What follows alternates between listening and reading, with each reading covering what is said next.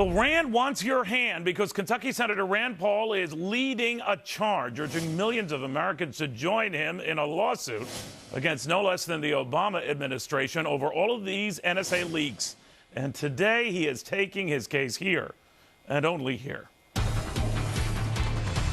Welcome, everyone. Glad to have you. I'm Neil Cavuto, and the ACLU just broke the ice. And now these follow-up lawsuits stand to break the record books, including a class action doozy accusing 9 tech companies of giving the NSA direct access to their servers and their users' private data.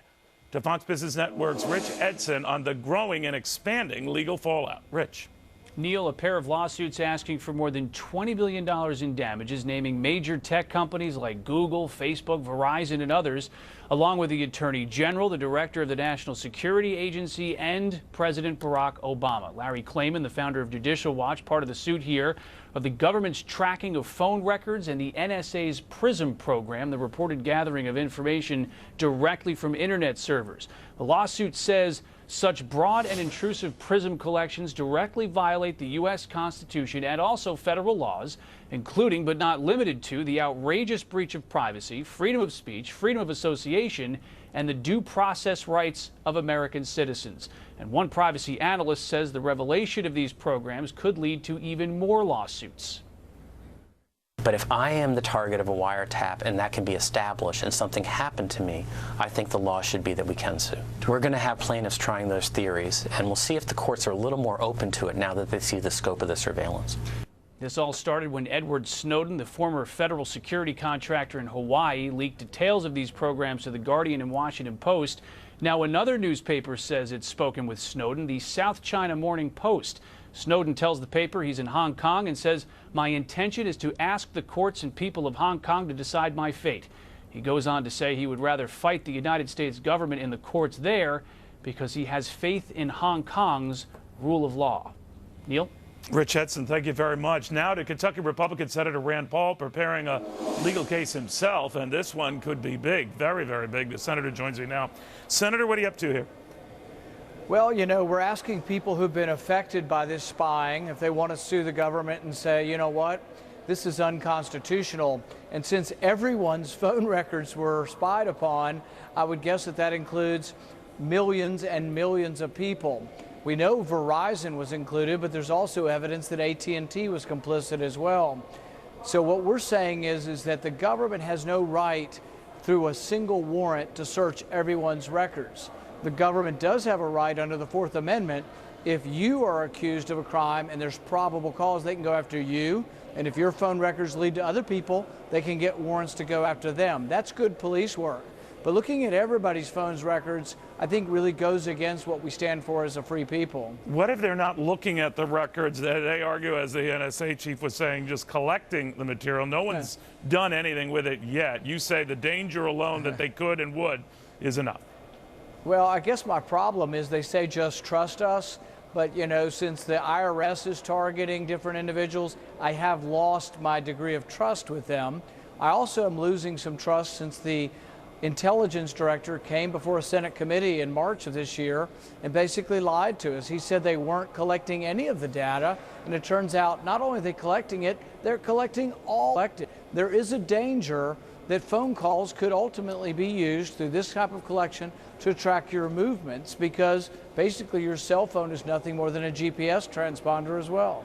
You know, Senator, a lot of this predates your arrival in Washington, but the administration argued that senators who were expressing surprise at this knew better, that they knew that this was going on. Did you? Well, I haven't expressed surprise, just outrage. I last year was in Las Vegas and have had to hear, I have had classified briefings on this, but I wasn't allowed to talk about it in specifics. So last year in Las Vegas, about a year ago, I said they're looking at a gazillion, because I can't tell you the real number because that would be in my classified briefing. But I really literally said that last year they're looking at a gazillion phone calls, and I have been objecting to this all along. I object to the whole principle of that my third-party records that I give to a bank or to a phone company or to the Visa card company, that is private. And in fact, I signed an agreement with most of these people. They're supposed to defend my privacy, but then the government comes in and gives them immunity. So these lawsuits against these companies will probably fail because Congress actually gave immunity to most of these companies. Then where, sir, do you draw the line? When you were with me not too long ago, you did see now and then the use, for example, of drones to go after bad guys, and did find some caveats there where you would consider that. But here, even leaving the gate, the phone records just piling up on a bureaucrat's desk, you do draw the line. Why? Well, what I say is no matter what type of technology you're using, you have to obey the Bill of Rights. So the Bill of Rights says you can go after an individual person, place, item, papers, but it doesn't say you can go after 300 million people with one warrant. And this is the horrifying aspect of this, is because the government's been misleading us and saying, oh, we've only had 20 orders or 50 court warrants this year, so it's not a big deal. But if each warrant applies to 1 billion phone records a day, that's a lot of information. And at the very least, the American public needs to know, are you in favor of and will you vote for congressmen and senators who have such a casual disregard for your privacy? All right, so, you know, the argument always, Senator, is that we're one terror incident away from people forgetting this debate, free speech and everything else, that they'd sooner be wanting to protect themselves than get in the way of the government not being able to do that. You say what? Well, I say even with this surveillance state where they're looking at 1 billion phone calls a day, the Boston bombing still occurred, right? The underwear bomber still occurred. And in those cases, I would say that actually maybe we're distracted by too much information, because the Boston bomber, we were warned about him, and he went back to Chechnya, and nobody knew he'd flown back to Chechnya. The underwear bomber was warned about to us by his father, who reported him, and we didn't do enough to stop him from coming in here with a bomb. We were lucky because the passengers actually stopped him. So I would say we don't have to give up our freedom to have security. I think you can have both. My suspicion is that even the people who they say they got through this system, really they got through good old-fashioned police work, because the one guy they're talking about, Cazaz, who had to do with this subway bombing, they nabbed his co-conspirator 3 months beforehand, right. Through normal processes. Through normal channels, not any of these things. My guess is Nasir was making phone calls to Cazaz. That's how they got Cazaz, and not through some sort of random linking of phone calls. And apparently not through Verizon, I might add. Let me ask you this, though, Senator. Your father created a bit of a stir when he talked about the 29-year-old leaker in this whole NSA drama, saying that he wouldn't be surprised, and I don't think he was being entirely facetious, if we had a drone go after him. What did you think of that? And do you think that is a genuine fear that the government might try to take him out?